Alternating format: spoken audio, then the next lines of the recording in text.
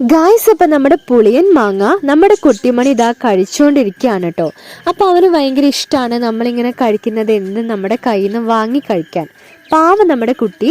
ശരിക്കും എനിക്കപ്പം നമ്മുടെ സിംബേനാണ് കേട്ടോ ഓർമ്മ വന്നത്. അപ്പം നമ്മുടെ സിംബക്കുഞ്ഞ് ഇങ്ങനെയാണ്, എന്താണ് പേരക്കയും മാങ്ങയൊക്കെ കഴിക്കുമ്പോൾ ഇതുപോലെ തന്നെ നമ്മുടെ കുട്ടൂൻ്റെ അതേ ക്യാരക്ടറാണ് കേട്ടോ. അപ്പം നമ്മുടെ കുഞ്ഞുണ്ണി മഹാൻ ദാ മാവിൽ കയറിയിട്ടുണ്ട്. അപ്പം അവനാണ് ഇനി മാങ്ങയെല്ലാം പറിച്ചിടാൻ വേണ്ടി പോകുന്നത്. ഗായ്സ്, ഇപ്പം നമ്മുടെ ഈ മാവിൽ ഈ പ്രാവശ്യം ഇഷ്ടംപോലെ മാങ്ങയുണ്ട് കേട്ടോ. അപ്പോൾ കഴിഞ്ഞ പ്രാവശ്യം നമ്മുടെ മാവിലൊന്നും ഇത്രയും മാങ്ങയില്ലായിരുന്നു. അതുപോലെ തന്നെ ചില മാവൊന്നും കായ്ച്ചിട്ട് പോലും ഉണ്ടായിരുന്നില്ല. പക്ഷേ ഈ പ്രാവശ്യം ഇഷ്ടം പോലെ മാങ്ങയാണ് കേട്ടോ. എവിടെ നോക്കിയാലും എല്ലാ മാവിലും മാങ്ങയുണ്ട്. അപ്പം നമ്മുടെ വീട്ടിൽ കുറേ മാവുണ്ട്, മാവിൽ മുഴുവനും മാങ്ങയുണ്ട്.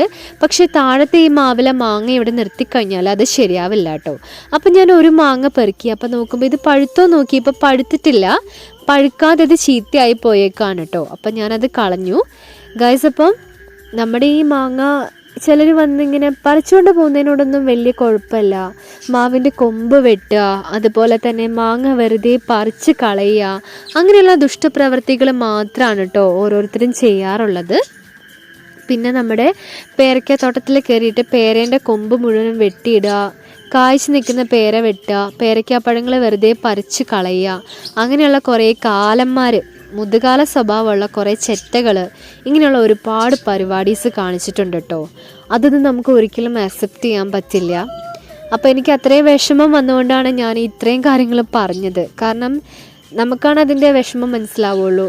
ഓരോ ഫ്രൂട്ടും ഓരോ ട്രീ നമുക്ക് തരുന്നത് നമ്മളെ അത്ര ഇഷ്ടമുള്ളത് കൊണ്ടാണ്. അപ്പോൾ അതിൻ്റെ വില അറിയുന്നവരായിരിക്കാം ഇങ്ങനെ ചെയ്യുന്നത്. അപ്പോൾ അറിയുന്നവരുടെ പേരൊന്നും ഞാൻ പറയുന്നില്ല. അവർക്ക് എന്തായാലും ഒരു ദിവസം വരും ഇതെല്ലാം തിരിച്ചു കിട്ടുന്ന ഒരു ദിവസം. അങ്ങനെ നമ്മൾ മാങ്ങ മുഴുവനും നമ്മുടെ ബക്കറ്റിലേക്ക് പെറുക്കി ഇട്ടോ. അപ്പോൾ ഒരു ബക്കറ്റ് മാങ്ങ എനിക്ക് കിട്ടിയിട്ടുണ്ട്. അപ്പോൾ എല്ലാവരുടെയും കയ്യിൽ എന്താണ് ബക്കറ്റും കാര്യങ്ങളും ഒക്കെ ഉണ്ട്. അപ്പം നമ്മുടെ കുഞ്ഞിനെയാണ് എല്ലാ മാങ്ങകളും പറിച്ച് നിലത്തിട്ടത്. അപ്പം നമ്മൾ അതെല്ലാം പെറുക്കുക എന്നുള്ളതായിരുന്നു നമ്മുടെ ജോലി. അങ്ങനെ നമ്മുടെ ബക്കറ്റ് ഇതാ 1 2 3 4 ഗായ്സ്. അപ്പം നമ്മുടെ 4 ബക്കറ്റ് നിറച്ച് മാങ്ങ നമുക്ക് കിട്ടിയിട്ടുണ്ട്. അപ്പോൾ ഇതെല്ലാം കറുമുറ ഇപ്പം തന്നെ തിന്നാൻ എനിക്ക് തോന്നുന്നുണ്ട്. 4 അല്ല കേട്ടോ, 5 ബക്കറ്റ് ഉണ്ട്. ഒരു വലിയ ബക്കറ്റും 4 ചെറിയ ബക്കറ്റും. അപ്പോൾ കഴിക്കണമെന്ന് ആഗ്രഹമുണ്ട്, പക്ഷേ എനിക്കിനി പല്ലൊന്നും ബാക്കിയില്ല കേട്ടോ. വായ അത്രയും പുളിച്ചിട്ടുണ്ട് കേട്ടോ. അപ്പം നമ്മുടെ കുട്ടി ഇതാ പശുക്കുട്ടീനെ പോലെ പുല്ല് തിന്നുകൊണ്ടിരിക്കുകയാണ്. അപ്പം പുറത്ത് അവനെ പറമ്പിൽ ഇങ്ങനെ ഏത് പട്ടിക്കുഞ്ഞുങ്ങളെ കൊണ്ടുവന്നാലും അതെ, അവർ പുല്ല് കഴിക്കും. നമ്മുടെ പൂച്ചക്കുട്ടന്മാരും അങ്ങനെ തന്നെയാണ്. അപ്പം നമ്മളിതാ മാങ്ങ ബക്കറ്റുമായി ഇനി നേരെ എങ്ങോട്ടാണ്, നമ്മുടെ വീട്ടിലേക്ക് പോവുകയാണ്. അപ്പം മാങ്ങയെല്ലാം നിങ്ങൾക്ക് ഇഷ്ടമായി എന്ന് വിചാരിക്കുന്നു. അപ്പോൾ എല്ലാവർക്കും ബൈ ബൈ.